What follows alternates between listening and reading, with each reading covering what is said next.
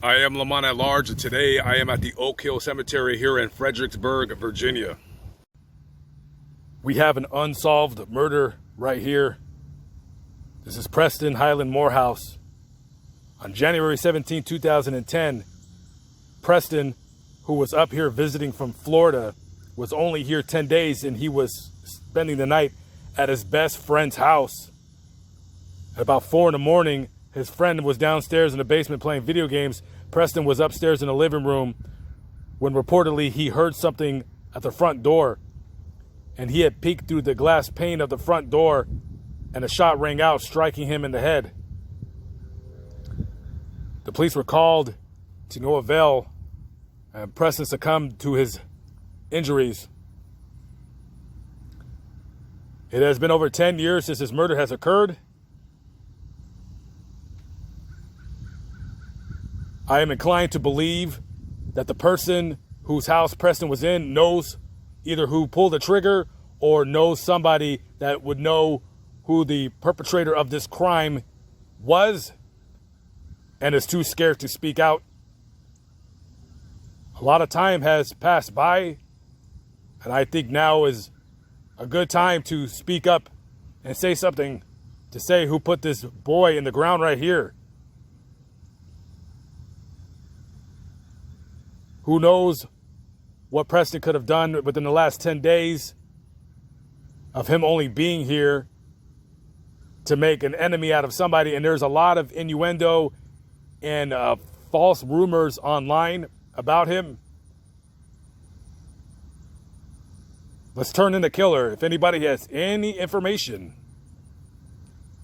on who murdered Preston Highland Morehouse, you call Crime Stoppers. 410-749-3101. That's 410-749-3101. Ryan Lee McCall, December 30th, 1998 to March 29th, 2015. Ryan died in a airplane accident. He was flying solo in a 1974 Piper fixed wing aircraft, and at the time of his death he was doing the prerequisite flying hours to obtain his pilot's license. You could obtain a pilot's license at the age of 17. You can fly solo at the age of 16 to get your hours, enough hours of flight time to get your license. You can fly as long as there's somebody in the plane with you that has a pilot's license at the age of 14. And he loved flying. And according to witnesses, the plane was only about 150 feet off the ground. And all of a sudden, the left wing turned downward, and the plane quickly nosedived into the ground, and he died instantly. According to the NTSB's investigation into the craft, they're saying that the pilot didn't maintain enough airspeed when he took off. Yet they also say that the engine performance could have also had something to do with the crash, even though people on the ground that were watching Ryan fly did not hear anything at all wrong with the engine, didn't hear any sputtering. People that were very familiar with that plane didn't hear any abnormal sounds from it at all. So the investigation to me is just who knows what happened. It could have been pilot error, could have been something to do with the airplane itself. The maintenance records were up to date. The carburetor was last serviced on that plane a few years before it was taken out that day for a flight, and who knows.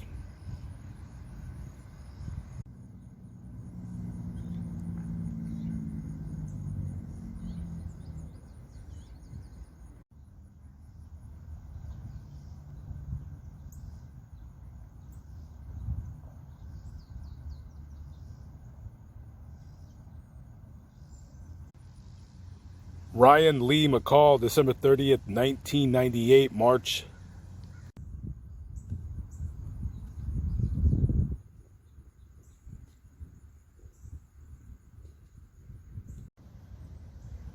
Elizabeth Dell Fortenberry, June 25th, 1975 to August 7th, 2000. She touched the lives of everyone with special love and kindness, gone from our lives but not from our hearts. Miss Fortenberry died in an automobile accident, and there is a scholarship that is in her honor that is awarded every year to a female that is either from North Carolina or Virginia who plans on attending the University of North Carolina at Wilmington. It's a full ride, and she was very well loved by her peers and family.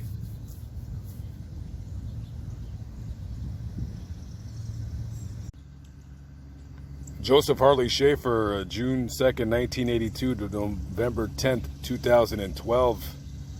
He was riding in a car as a passenger, and the driver, according to investigators, veered off of the road, struck a mailbox, and then hit a tree, and both of them were killed at the scene.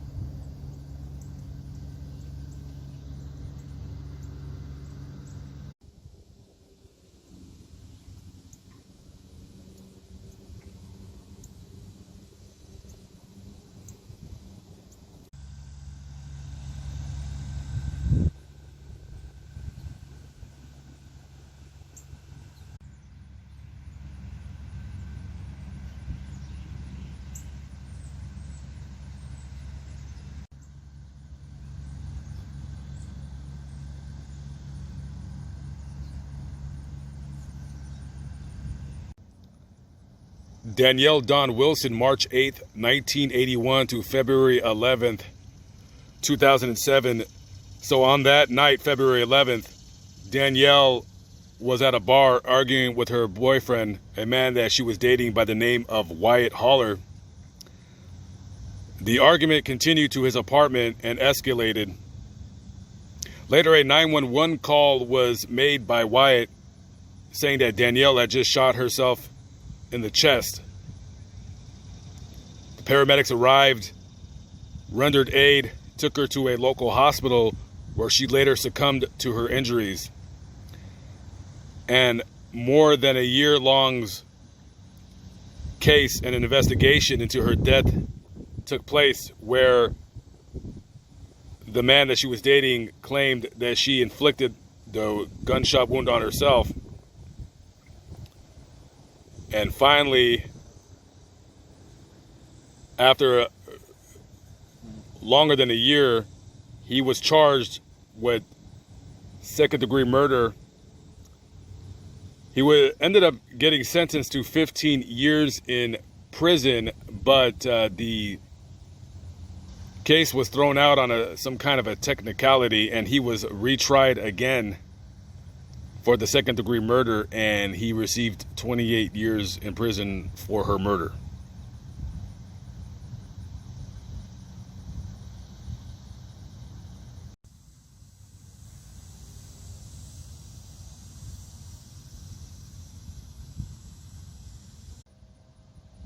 Brandon Thomas Lawn, March 24th, 1986 to August 12th, 2003. Loving son and brother, child of God. Brandon wrestled for Colonial Forge High, and as you can see, there is a emblem of a wrestler right there. Brandon died in a tragic work-related accident. He was working a summer job for a landscaping company, and they were at the house pumping water out of a basement that had flooded when a steel beam crashed through the ceiling and struck him. The paramedics came, and they unfortunately were not able to save him.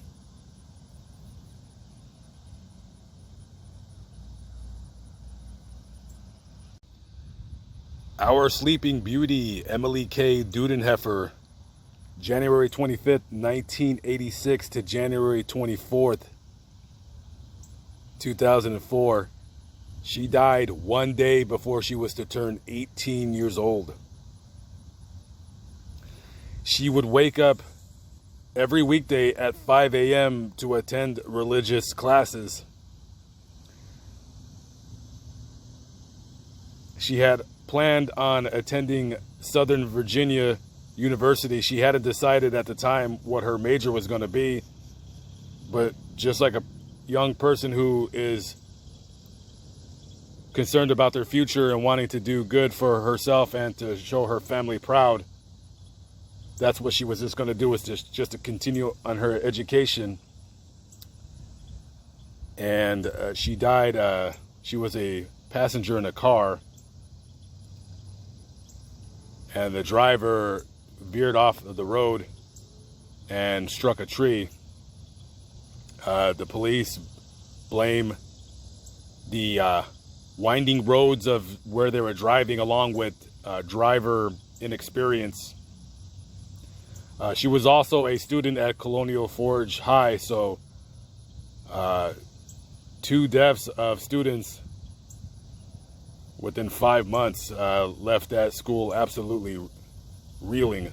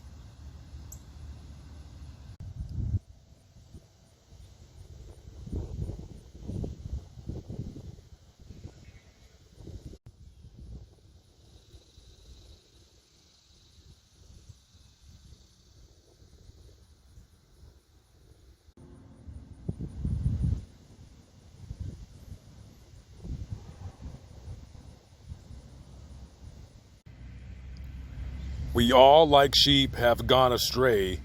Each of us has turned to his own way, and the Lord has laid on him the iniquity of us all.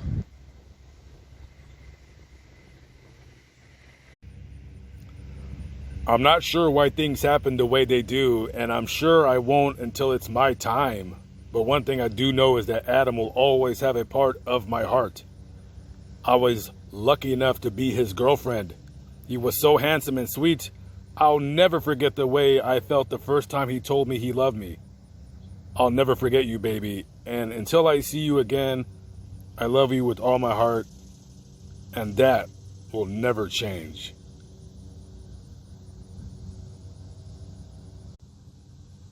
Jamie Lynn Dickens, July 20th, 1997 to November 27th, 2010. Jamie was riding in the second passenger row of a minivan,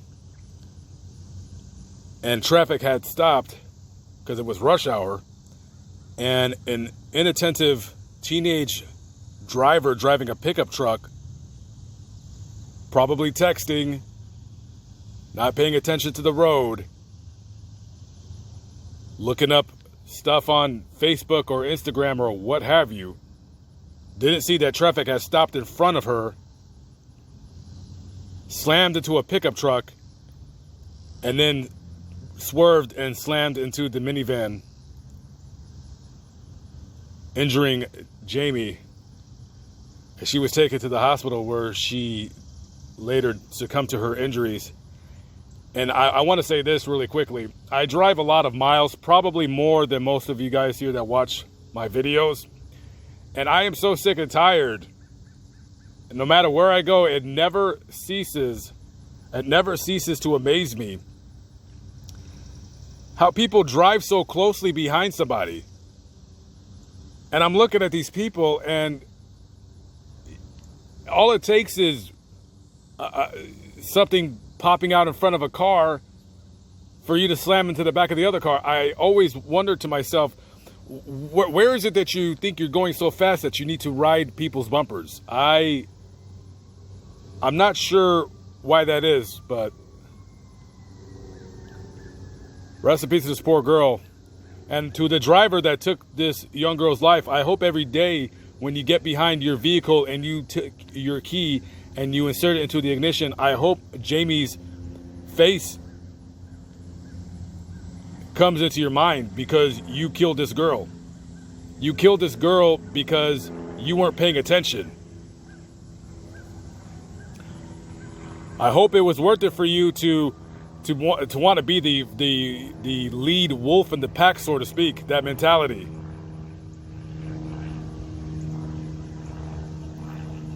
Back off the bumpers, guys. Back off. You don't need to follow so close behind. I don't understand it.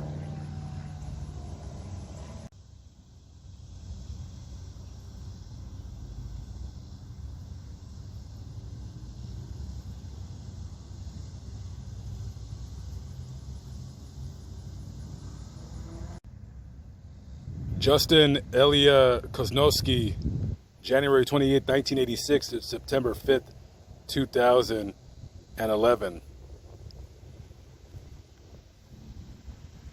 Justin was in his apartment and died from carbon monoxide poisoning. Later investigation determined that the apartment that he lived in, which was in West Virginia, the basement had a faulty furnace that caused his death.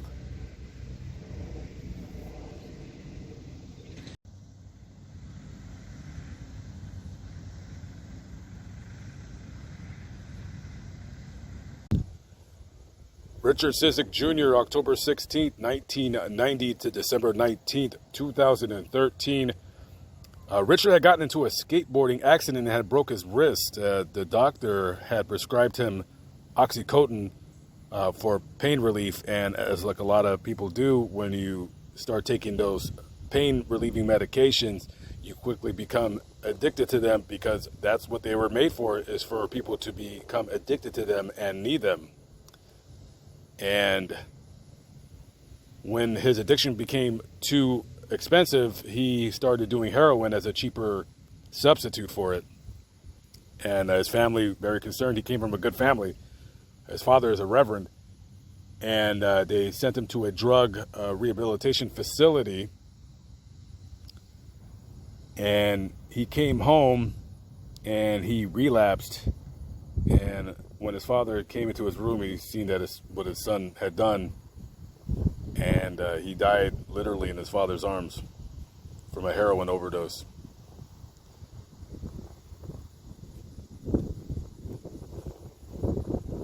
I'm not sure whatever is supposed to be done about the prescription pill epidemic that is burning a fire in this country, claiming a lot of people's lives, in particular young people.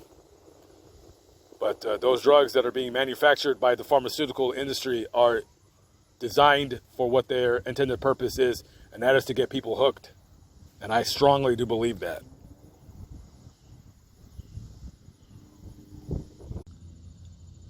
Stephen Austin Underhill, May 14th, 1994 to February 21st, 2016. Stephen died from an accidental drug overdose. He would make tea from poppy seeds and drink it. I've never heard of that before. Just simply an accidental drug overdose. Andre Renard Catlett, November 5th, 1979 to March 16th, 2012.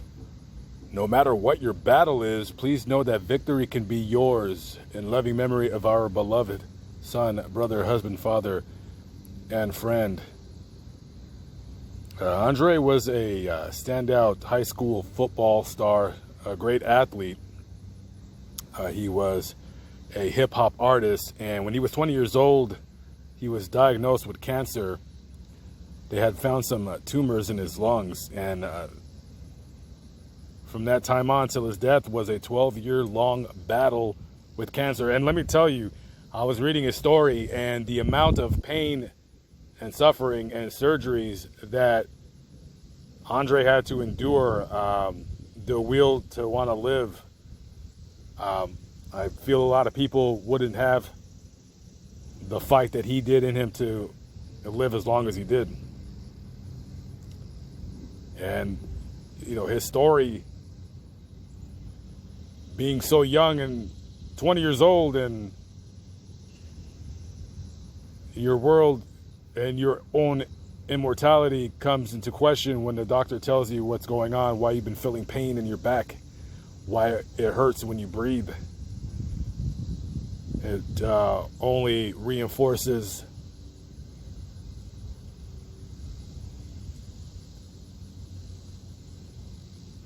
my own thankfulness that I'm still alive today. And it should, as yours as well. Every day I open up my eyes, that is another day that I do not take for granted.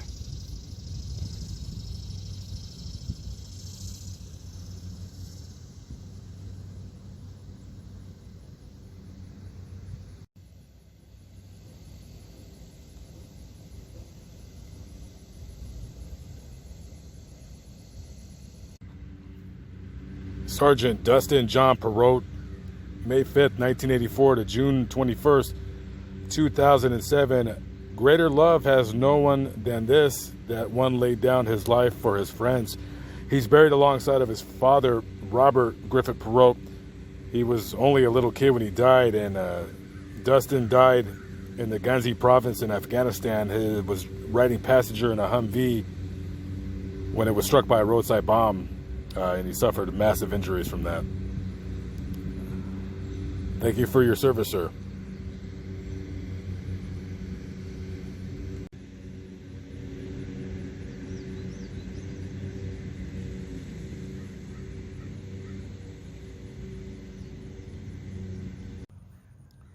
This here is Deputy Jason Edward Mooney with the Stafford County Sheriff's Department. He died October 19, 2007. He was responding to a traffic accident on the I-95, and it was very rainy that day, and his car hydroplaned and slid off the road. Got into a very, very bad wreck, and he was taken to the hospital where he was pronounced dead. On top of being a deputy officer, he was also a United States Marine Corps combat vet. He had only been on the job for 18 months at the time of his death.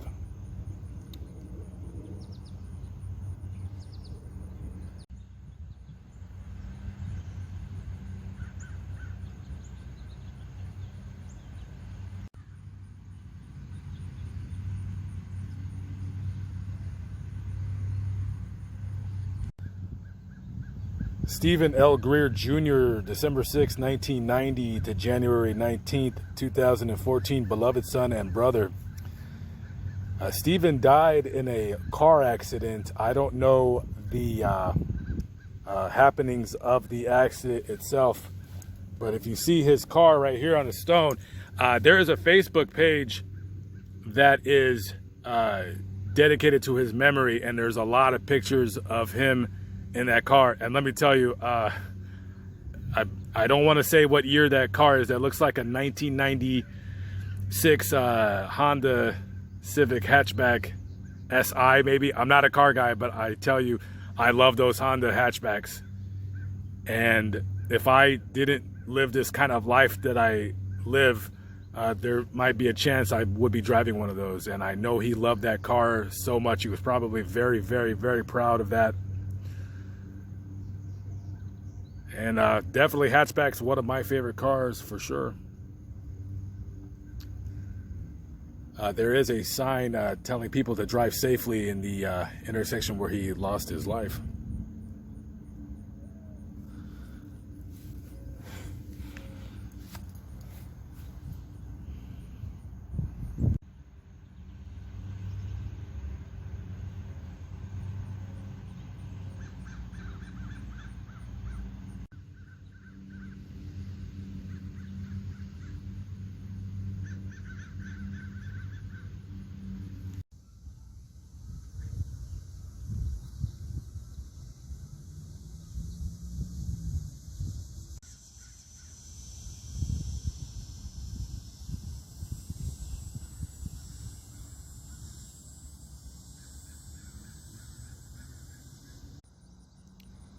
This is Isaiah Benjamin Oronoff, October 16th, 1997 to July 28, 2016.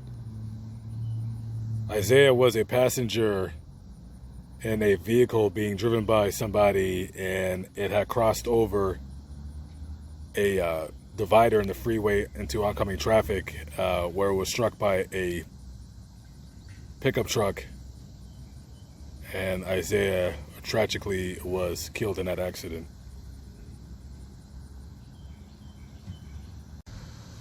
Live, but not live, but still alive by the grace of God. I am Lamont at Large. I'm at the Oak Hill Cemetery here in Fredericksburg, Virginia. Thank you for watching. And to all those new on my channel, thank you for subscribing. And hit that notification bell. It really helps me out tremendously. And please, by all means, share my videos on social media where applicable. I would sincerely appreciate it. I'll catch up with you on the next vlog. Peace out.